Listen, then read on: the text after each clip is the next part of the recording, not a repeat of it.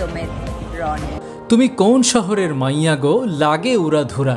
সুপ্রিয় দর্শক, এই গানটির শুটিং কিভাবে হলো তা নিয়েই আজকের এই আয়োজন। তুলে ধরা হবে A to Z, সব বলবো আজ, তবে ভিডিওটি না টেনে দেখতে থাকুন। আইটেম গানের শুটিং হয়েছে কিন্তু ভারতে, বাংলাদেশে নয়।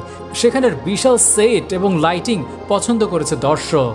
ছবির ডিরেক্টর রায়হান রাফি কোনো ঘাটতি রাখতে চাননি। আমাদের সিনেমার জন্য যা লাগবে আমরা তাই কোনো কম্প্রোমাইজ করবো না। তুফান ছবির শুটিংয়ের শেষ দিনে আইটেম সংটির যাবতীয় আয়োজন করা হয়।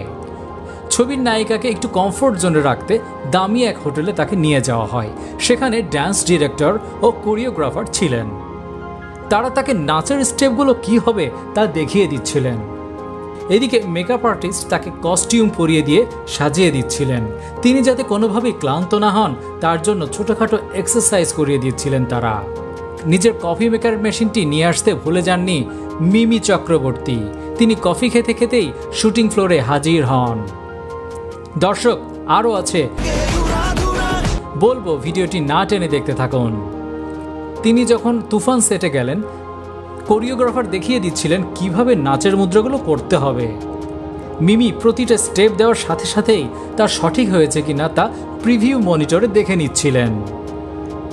লিপসিং কিভাবে করবেন তাই এই গানের লিরিকগুলো বুঝিয়ে দেওয়া হচ্ছিল। তোমার মন ভাঙা হবে গুড়া গুড়া। এই আইটেম সঙ্গে শাকিবকে ছাড়াও শুধু তার ভিডিও শুটিং করা হয়। পরে শাকিব খান আসলে তাদের একসাথে গানের শুটিং পর্ব শুরু করে দেয় ডিরেক্টর।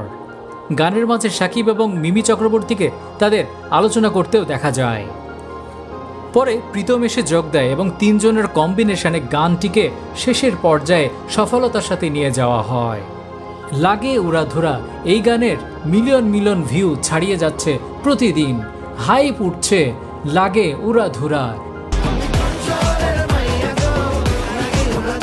পৃথিবীর বিভিন্ন দেশের কন্টেন্ট ক্রিয়েটররা মিমস, রিলস তৈরি করছেন।